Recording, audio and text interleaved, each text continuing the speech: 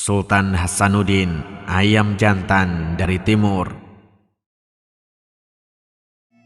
Upaya monopoli perdagangan yang diterapkan oleh VOC mendapatkan tentangan keras dari Kesultanan Goa Talo. Saat itu Goa Talo dipimpin oleh Sultan Hasanuddin. Pada abad ke-17, perairan di kawasan sekitar Goa sangat strategis sebagai jalur perdagangan rempah-rempah. Perairan ini terhubung dengan jalur perdagangan internasional yang mencapai Asia Barat dan Eropa. Hal inilah yang membuat VOC berusaha menguasai jalur perdagangan di kawasan Nusantara Timur. Upaya yang harus dihadapi dengan mengerahkan kekuatan militer. Tahun 1660, VOC mulai mengirimkan armada perangnya ke kawasan di sekitar Goa Talo. Perang segera berkecamuk. Pasukan Sultan Hasanuddin harus menghadapi pertempuran di lautan dan daratan. Sultan Hasanuddin lahir pada tahun 1631 dengan nama Imalumbasi Muhammad Bakir Daeng Matawang Karaeng Bonto Mangape. Beliau merupakan putra dari Sultan Malik As-Said. Sultan Alauddin, kakek dari Sultan Hasanuddin, merupakan pemimpin pertama Goa yang memeluk Islam. Beliau dikenal sebagai salah satu pelopor penyebaran agama Islam di kawasan sekitar perairan Sulawesi hingga Nusa Tenggara. Tata Goa Talo mulai dipegang oleh Sultan Hasanuddin pada tahun 1653, sebuah masa keemasan Goa Talo yang memiliki beberapa negara vasal seperti Kesultanan Bima.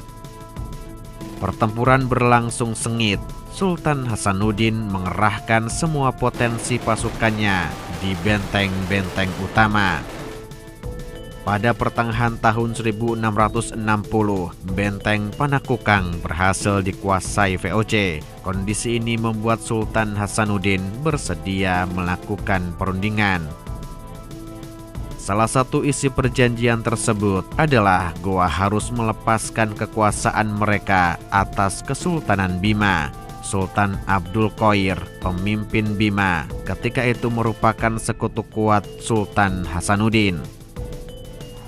Perjanjian itu tidak berumur panjang. Sultan Hasanuddin kembali mengobarkan pertempuran. VOC pun harus menghadapi perang berkepanjangan di timur Nusantara. Tahun 1666, VOC mendapatkan sekutu yang sangat berharga, Arung Palaka. Berbulan-bulan dalam pertempuran, dua gabungan kekuatan itu berhasil menjepit pasukan Goa di lautan sekaligus daratan. Sultan Hasanuddin terpaksa kembali ke meja perundingan yang menghasilkan perjanjian Bongaya. Cornelis Spelman, si tukang adu domba, berhasil memaksa Sultan Hasanuddin menandatangani perjanjian yang sangat memberatkan Goa Talo. Sultan Hasanuddin yang oleh VOC dijuluki sebagai ayam jantan dari timur kembali melawan VOC. Pertempuran berkecamuk lagi di berbagai penjuru Goa Talo hingga kemudian pertengahan 1669 benteng Somba Opu berhasil dikuasai VOC. Jatuhnya benteng utama Goa Talo itu membuat Sultan Hasanuddin menyerah dan turun dari tahta. Setahun berikutnya, pada 12 Juni 1670, sang ayam jantan dari timur itu tutup usia.